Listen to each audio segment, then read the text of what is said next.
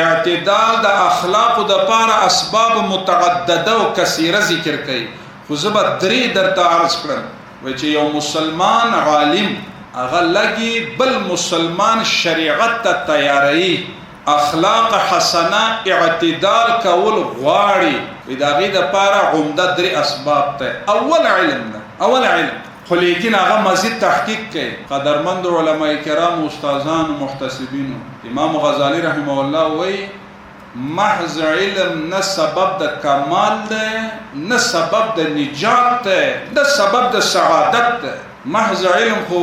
شیطان سره هم زیاتو او زموږ ساسو دور کې کمپیوټر سره هم زیات ده محض علم نه سبب د نجات ده نه سبب د کمال ده نه سبب د سعادت ناغه وی چې کله اخلاق اعتدال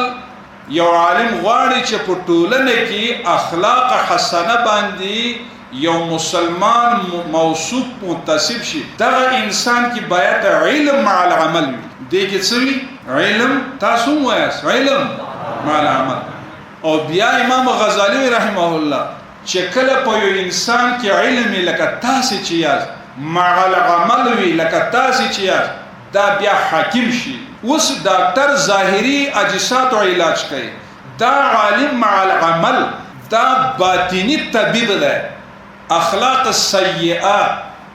حسد کینه بغض عداوت دا چې څومره ګن یو انسان کې په داخل کې ده دا غي علاج به څوک هغه منکراتو تبا کوي ځکه ته حاکم ګرځي بیا